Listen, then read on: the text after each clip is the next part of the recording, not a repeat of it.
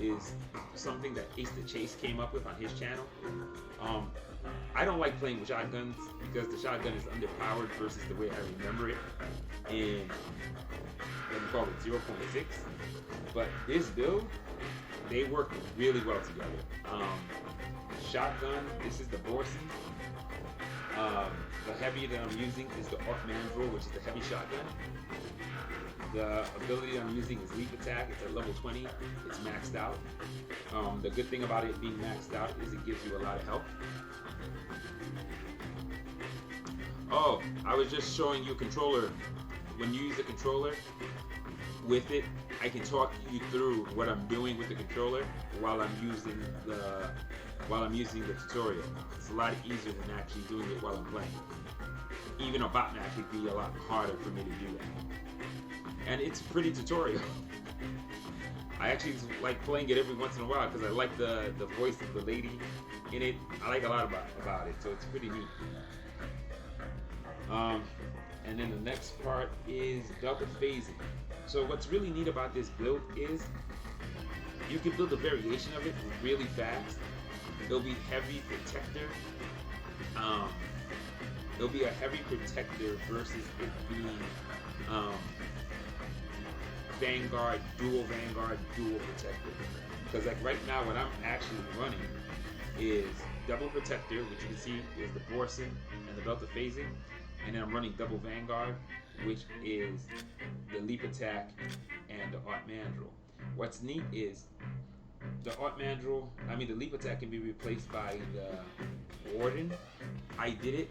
I prefer Leap Attack. And I think Leap Attack, like as you play tutorials, it's one of the things that they give you anyway.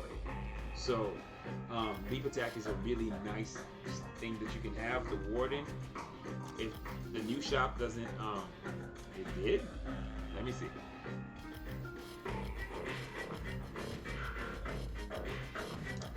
I'll check.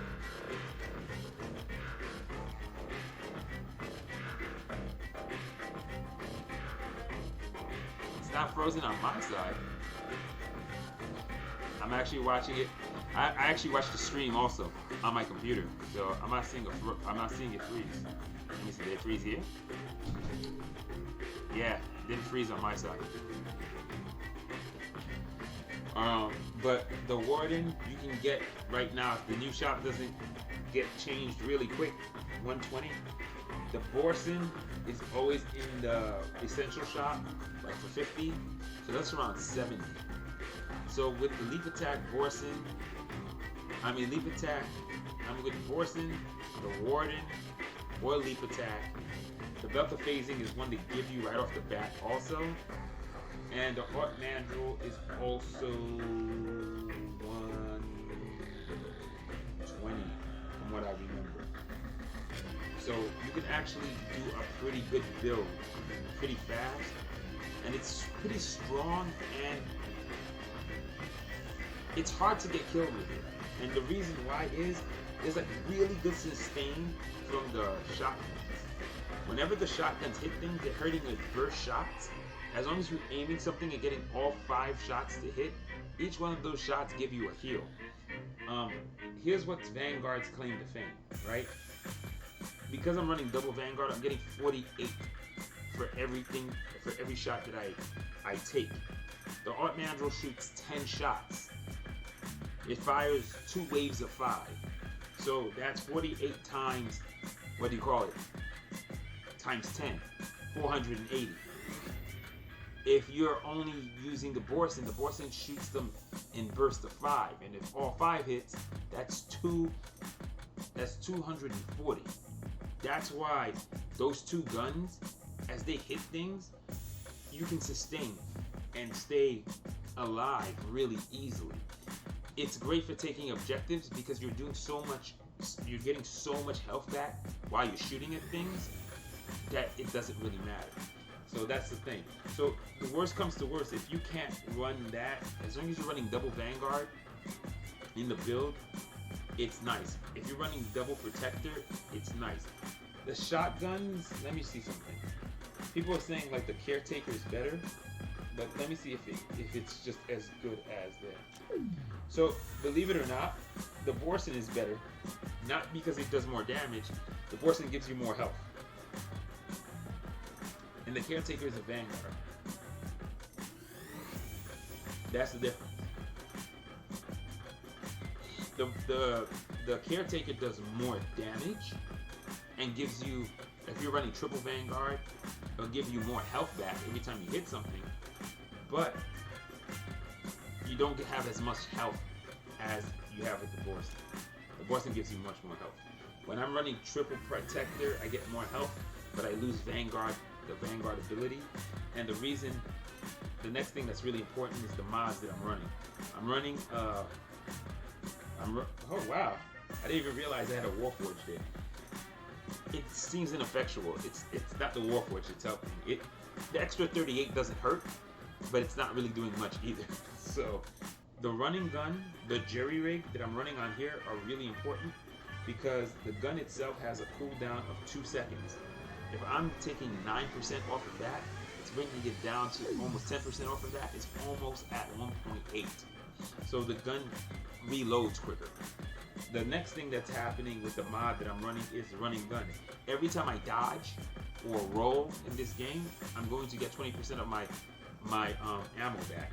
But it's not happening just there. It's also happening here. I'm also getting 20%. So together I get 40%. So whenever I roll, I get half my ammo back.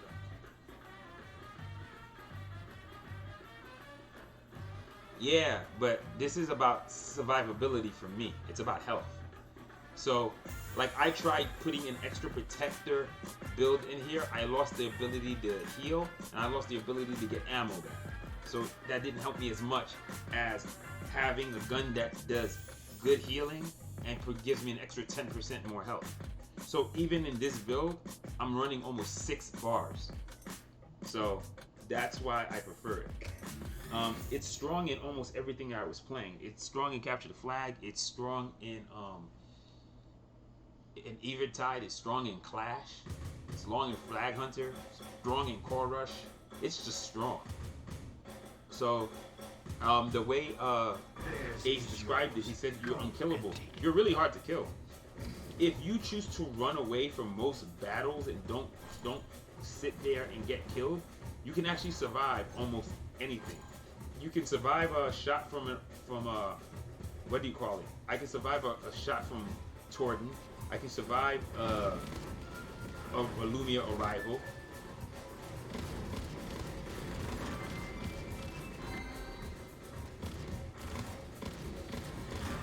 And the combo of these two guns together, tasty. Lots of kills.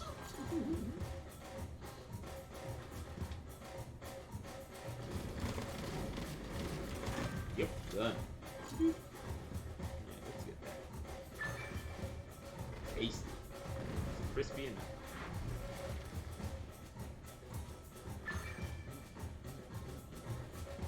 And we just got that. I got it.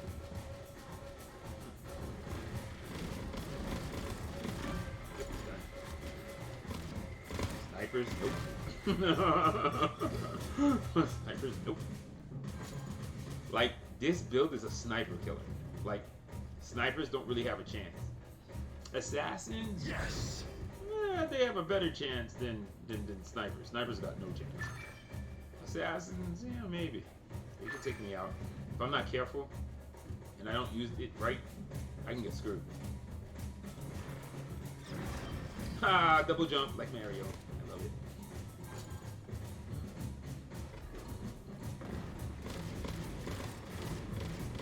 One.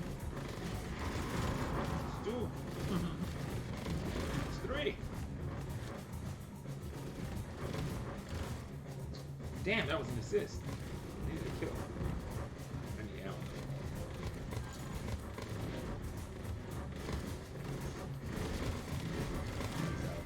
Let me just take this and let's take it. Have taken that flag.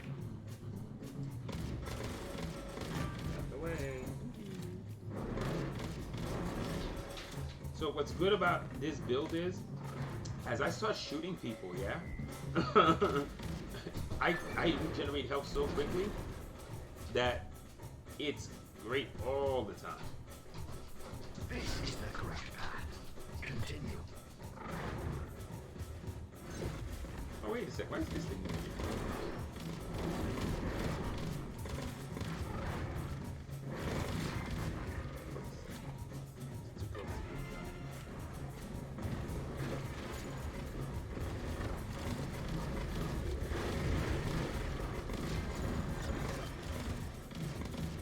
And that's why leap attack, that's how I used to use leap attack with shotgun.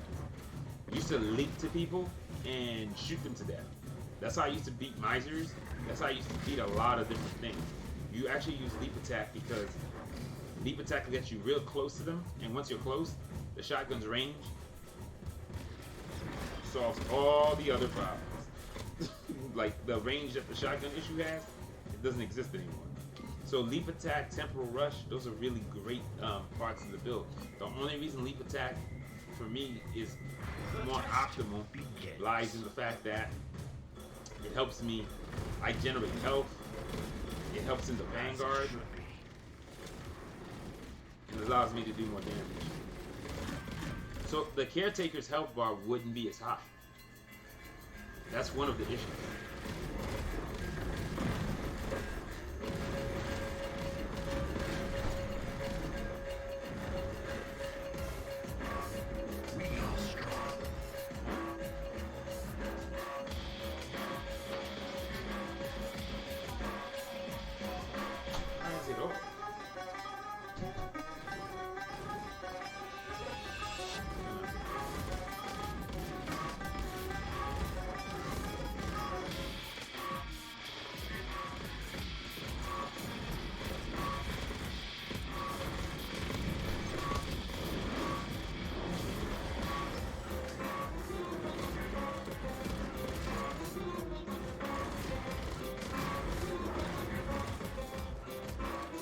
Now, if you're gonna say that the Caretaker do more damage, yeah, it's a better damage. It's a better damage dealing gun. But if my idea is I want to live longer and do decent amount of damage, guess which gun I'm gonna use? The Borson. Borson's always gonna win. And in this situation, you could say the Caretaker's a better gun, but my Borson's gonna beat it hands down because my Borson is already at level 15. My Caretaker's only going to be running at about level 5. That's as far as I'm willing to dust things. And then I play them all the way up after that. So yeah, as good as it may, people say it is, it's not as good as I need it to.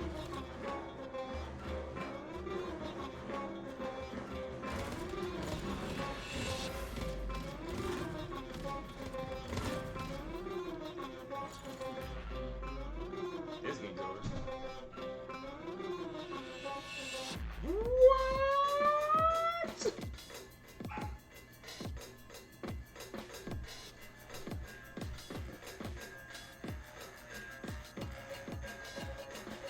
No thanks. No.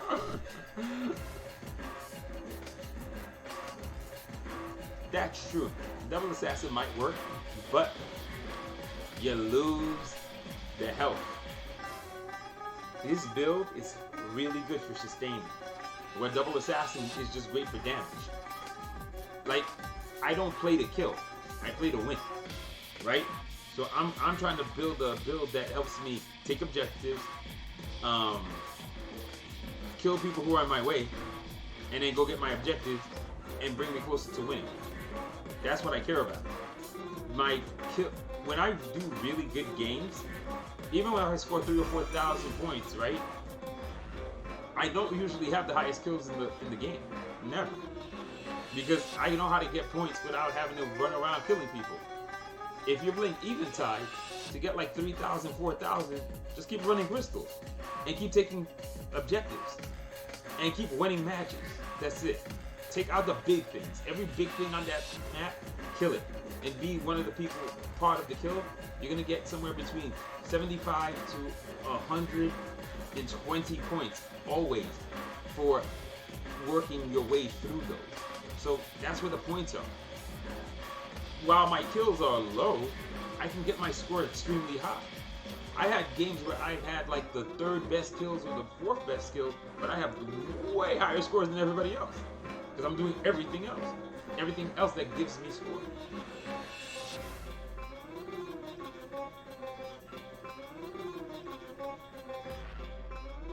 Oh yeah, I'm always. But the key is, the idea of this build too is this is to help new players also. It's always good to be tanky and do damage. Burst damage in this game doesn't really exist except in heavies. That's where the burst damage is. Like the banner, assassin banner, I'm not really using it to kill people. I'm actually going for some of the speed capabilities assassin has. And I'm trying to get to you fast so I can get in close and I can shoot you quick and then move again. Assassin, when I play double assassin, double protector, I play it for speed and never staying in one spot. I run up to you, shoot you, and then keep running. I never just stop. If I have to take an objective, fast as you can, take it, move on. Like, just move like a shark. Never stand still. That's how I play assassin. But it's gotta be double assassin, double protector. I've played full assassin. It's not bad, but you ain't taking no objectives with it. You're just not. You can't survive against an overseer. You can't fight no imperial, whatchamacallits? Imperial guardians. You can't fight royal guardians comfortably. You can't fight most people. Like, you can't really run up to people like that.